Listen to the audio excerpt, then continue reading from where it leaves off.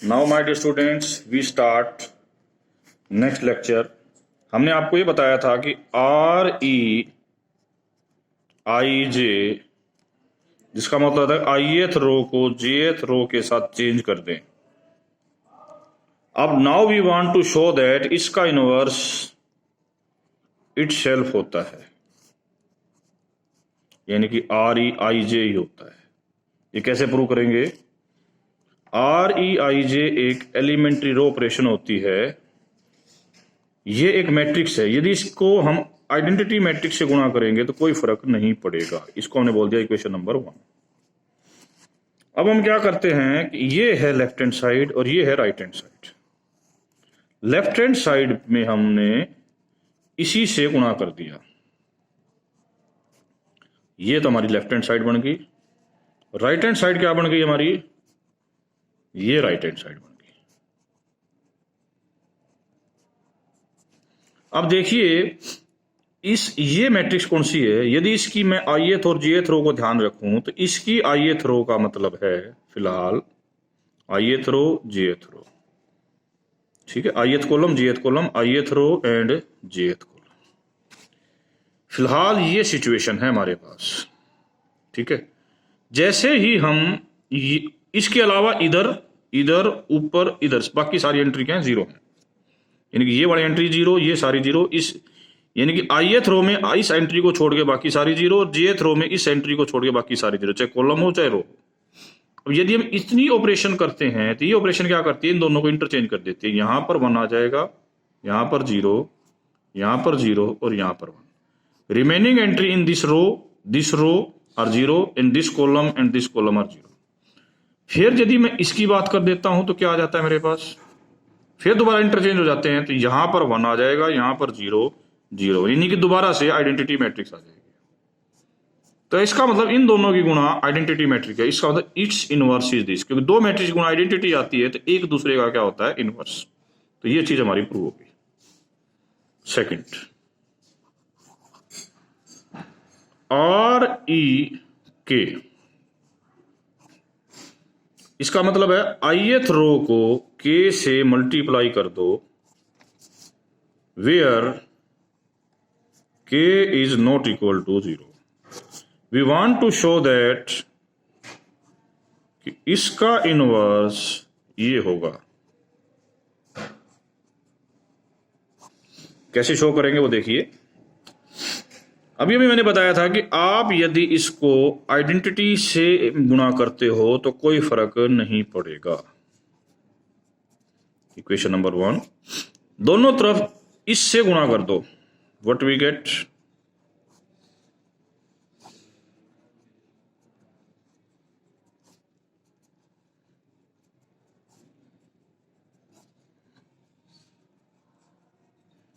ये आ गया। अब इस आइडेंटिटी मैट्रिक्स का मतलब क्या है? ith रो में नॉन जीरो एंट्री 1 है, वो भी कौन सी पोजीशन पर? ith पोजीशन पर। रिमेनिंग सारी एंट्री 0 है। तो यदि मैं इसकी बात करूं तो ये क्या कर देता है कि इस नॉन जीरो एंट्री को 1 से के बना देगा, और ये क्या करेगा? फिर ये ऑपरेशन फिर इसके में गुणित। इसका मतलब इस जो के था इसको फिर 1/k से गुणा किया, दोबारा से कितना आ जाएगा? 1। तो यानी कि आई वाली सिचुएशन पर पहुंच गई। आई वाली सिचुएशन पर पहुंच गई तो इसमें ये इसका क्या हो गया? इनवर्स। क्यों? दो मैट्रिक्स की गुणा यदि आइडेंटिटी आ गई तो 1 इज इनवर्स ऑफ अदर। तो देखो ये एलिमेंट्री मैट्रिक्स थी, इसका इनवर्स ये आया। इससे पहले जो ये एलिमेंट्री मैट्रिक्स थी इसका इनवर्स ये आया। अब थर्ड थिंग पे आ जाओ। थर्ड हम ये प्रूव करना चाहते हैं REIJ, इसका मतलब है ith रो को चेंज किया, ith रो प्लस k टाइम RJ। हम प्रूव करना चाहते हैं कि इसका इनवर्स ये होगा।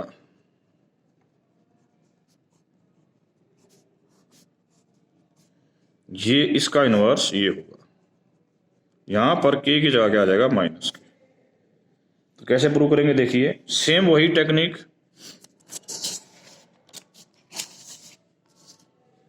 आपने क्या किया? REIJ को REIJ आइडेंटिटी दोनों तरफ आपने किससे मल्टीप्लाई करना है? आर ई आई जे माइनस के से गुणा कर दिया।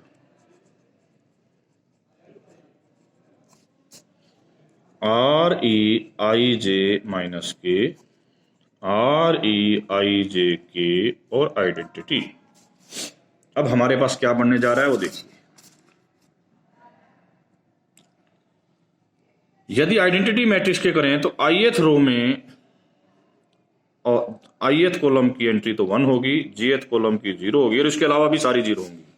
और जीएथ रो में आईएथ प्लेस की एंट्री तो 0 होगी एंड जीएथ प्लेस की एंट्री 1 होगी, बाकी सारी 0 होगी।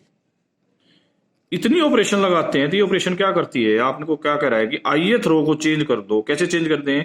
जीएथ रो को के से गुणा करने के बाद। तो इसका मतलब यहां तो इसको के से गुणा करेंगे, यहां करेंगे, कोई फर्क नहीं पड़ेगा, एक इस पे फर्क पड़ेगा। ये क्या आएगा के, बाकी सारी एंट्री वही आएंगी जो पहले से थी। और फिर हम ये करते हैं तो ये क्या कहता है कि आईएथ रो को फिर चेंज कर दो, किससे? जेएथ रो को माइनस के से गुणा करने पर जोड़ दो। तो इससे इससे कोई फर्क नहीं पड़ेगा, ये दोबारा से क्या आ जाएगी? 0 आ जाएगी। तो again comes to with identity, it means इन दोनों की गुणा आइडेंटिटी है, तो ये इसका क्या हो गया? इनवर्स। तो इस प्रकार आपने तीनों एलिमेंट्री मैट्रिक्स का इनवर्स निकाल लिया और तीनों दोबारा से क्या आ गई? एलिमेंट्री मैट्रिक्स आ गई। Correct. Now we are now study the one question. Question एक नॉन सिंगुलर मैट्रिक्स दे रखी है आपको, 1 2 1 2 5 2 -1 -2 1। आपने इस नॉन सिंगुलर मैट्रिक्स को एलिमेंट्री प्रोडक्ट ऑफ मैट्रिक्स में लिखना है। एक बड़ा ध्यान से रखना, matrix should be non singular. तो अब इसको सबसे पहले हम नॉर्मल फॉर्म में बनाएंगे। नॉर्मल फॉर्म में बनाने के लिए पहले इसको 0 बनाओगे, यानी फिर इसको 0 बनाओगे। कैसे बनाएंगे 0? R2 प्लस -2 R1, जिसे आजकल हम क्या लिखेंगे? RE21 -2। फिर हम लगाएंगे R3 प्लस -1 R1, R31 -1। ये ऑपरेशन लगाएंगे। इस ऑपरेशन लगाने के बाद क्या आया? 1 2 -1, डबल घटा दिया 0, डबल घटा दिया 1, डबल घटा दिया 0, सीधा घटा दिया 0 0 +2। ये हमारे पास आ गया। अगला स्टेप, इन दो को नॉर्म 0 बनाएंगे। इसके लिए हमें कॉलम ऑपरेशन लगानी है। C2 -2 C1, जिसे हम CE21 -2 लिखते हैं। C3 प्लस C1 CE31, ये लगाई ऑपरेशन। ये ऑपरेशन क्या करके देता है हमें? ये यहां 0 बना देगा। अभी भी नॉर्मल फॉर्म नहीं बनी है। नॉर्मल फॉर्म को मैंने बताया था row reduce echelon form as well as column reduce echelon form. यहां 1 बनाना है। इसको 1 कैसे बनाएंगे? थर्ड रो को हम 1/2 से मल्टीप्लाई करेंगे, जिसे अब हम ऐसे लिखेंगे। अल्टीमेटली हमें क्या मिल गया? 1 0 0 0 1 0 0 0 1। नॉर्मल फॉर्म आ गया। तो यहां तक पहुंचने का सफर कैसे आया था? सबसे पहले ए थी, उस ए के प्री में आपने ये मैट्रिक्स मल्टीप्लाई करी। ये क्या था? RE21 -2। फिर आपने ये मल्टीप्लाई करी प्री में, RE31 -1।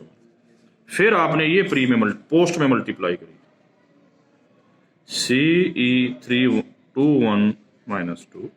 फिर आपने ये मल्टीप्लाई करी, वो भी पोस्ट में, और फिर प्री में आपने ये मल्टीप्लाई करी और आपको आइडेंटिटी मैट्रिक्स। ये सारी की सारी एलिमेंट्री मैट्रिक्स है और सारी की सारी elementary matrix non singular matrix होती हैं, तो सब का इनवर्स पॉसिबल है। सबसे पहले हम इसको हटाएंगे और ये यहां जाएगी, यहां जाएगी। फिर हम इसको हटाएंगे, सबसे पहले इसको हटाएंगे, यहां आएगी, तो आइडेंटिटी इसका इनवर्स हो गया जाएगा। इसका इनवर्स क्या बनेगा? R32। फिर ये जाएगी इसके आगे, इसका इनवर्स होगा, क्या होगा?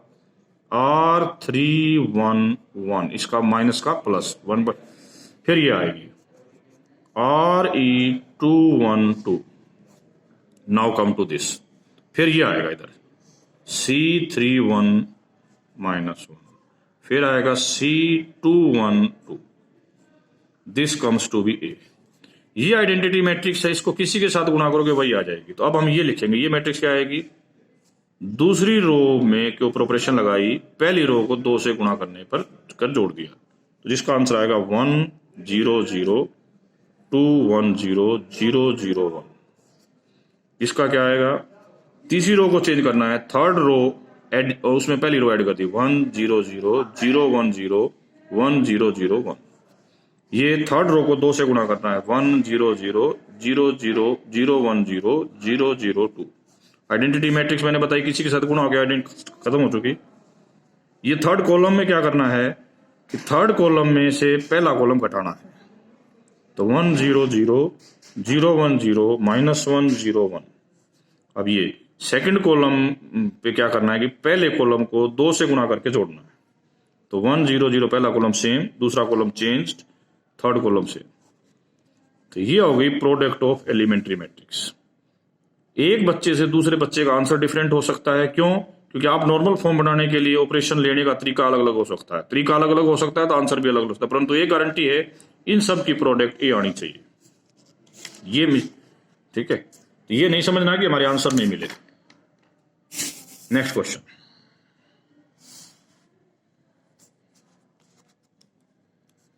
Every non singular matrix can be expressed as product of elementary matrices। कैसे करेंगे? हमने आपको बताया कि एक मैट्रिक्स ए है, इसके ऊपर जो भी ऑपरेशन लगाओगे रो रिड्यूस एक्लन फॉर्म बनाने के लिए, रो वाली प्री में मल्टीप्लाई होती है और कॉलम वाली पोस्ट में होती है। रो रिड्यूस में वाली प्री में रो के लिए और कॉलम वाली पोस्ट में। तो इसको हमने नॉर्मल फॉर्म बनाने के लिए, यानी कि नॉन सिंगुलर मैट्रिक्स है, तो नॉर्मल फॉर्म की बजाय हम कहेंगे आइडेंटिटी मैट्रिक्स बनाने के लिए इसके प्री में हमें ये हमें ऑपरेशन लगानी पड़ेगी। तो जितनी ऑपरेशन लगानी पड़ी ये उसकी क्या बन गई, एलिमेंट्री मैट्रिक्स बन गया, और इनको प्री में मल्टीप्लाई करते चले गए। और जो कॉलम ऑपरेशन Q1 Q2 की जरूरत पड़ी उनको हम पोस्ट में मल्टीप्लाई करते चले गए, और अल्टीमेटली हमें एक आइडेंटिटी मैट्रिक्स मिल गई। ये एक मैट्रिक्स है, इसको आइडेंटिटी मैट्रिक्स बनाने के लिए आप क्या करते गए, इसके प्री में मल्टीप्लाई करते गए रोज को, एलिमेंट्री रो मैट्रिक्स को, और इधर किसको पोस्ट में किसको करते गए, एलिमेंट्री कॉलम मैट्रिक्स को। Ultimately you get a identity matrix. ये जो सारी एलिमेंट्री मैट्रिक्स हैं they are always non singular, they are always non singular, और इन सब का इनवर्स पॉसिबल, और इनका इनवर्स दोबारा से एलिमेंट्री मैट्रिक्स होगा। ये हम पिछले आर्टिकल में प्रूव किया है। तो अब ये पूरा सेट यहां से उठ के इधर जाएगा, तो कैसे जाएगा, तो A इज इक्वल टू आ जाएगा PR -1 से P1 इनवर्स, फिर Q1 Q2 Qn इनवर्स, बीच में आइडेंटिटी मैट्रिक्स आ गई। तो आइडेंटिटी किसी के साथ गुणा करके खत्म हो जाएगी। इसका इनवर्स क्या आएगा, P1 inverse, P2 inverse, PR inverse. यहां आएगा Q1 inverse, Qn -1 inverse, Q1 inverse. तो ये मैंने बताया कि सारे इनवर्स किसके, एलिमेंट्री मैट्रिक्स के हैं, और एलिमेंट्री मैट्रिक्स के इनवर्स दोबारा से एलिमेंट्री मैट्रिक्स होती हैं। तो A can be written as product of elementary matrix. अब अगला क्वेश्चन चलते हैं। A एक M क्रॉस N की मैट्रिक्स है जिसका रैंक R है। तो हम प्रूव करेंगे ना चाहते हैं कि there exist non singular matrix P and Q of order M cross M and Q का order N cross N such that PAQ is normal form.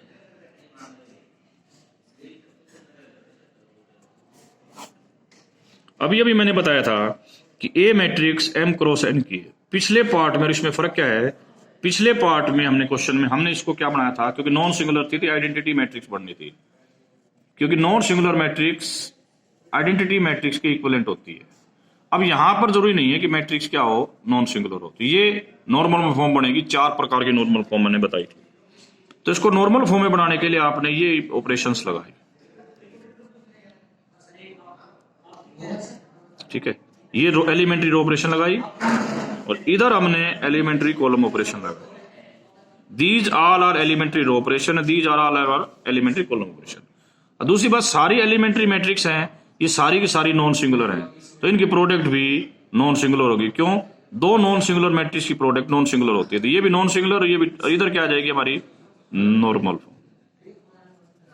तो हम ये कहते हैं कि हमने इसका नाम दे दिया P, इसका नाम दे दिया Q, और ये देखो A जो है M क्रॉस N है, तो ये जो एलिमेंट्री मैट्रिक्स बनी थी ये identity of M cross M की मैट्रिक्स पर लगकर बनी थी, और ये identity of N cross N के ऊपर लग के बनी थी। अल्टीमेटली क्या बना हमारा, तो हम अल्टीमेट बना क्या हमारा ये बना कि ये सारी की सारी नॉन सिंगुलर मैट्रिक्स है, ये भी सारी की सारी नॉन सिंगुलर मैट्रिक्स है, इनकी प्रोडक्ट भी नॉन सिंगुलर होगी, इनकी प्रोडक्ट भी नॉन सिंगुलर होगी। तो P is a non singular matrix and Q is a non singular matrix. तो हम इस प्रकार एक मैट्रिक्स हमें नॉन सिंगुलर P मिली जिसका ऑर्डर M क्रॉस M होगा, और Q मिली जिसका ऑर्डर N क्रॉस N होगा, such that PA is a normal matrix. ठीक है, अब हम अगली उसकी बात कर रहे हैं कि नेक्स्ट क्लास में हम डिस्कस करेंगे कि rank of AB is less than equal to minimum of rank of A and rank of B। ये थ्योरम और इस पर आधारित क्वेश्चनों को नेक्स्ट क्लास में डिस्कस किया जाएगा। ठीक है, you are all come with these problems so that we can discuss in the next class.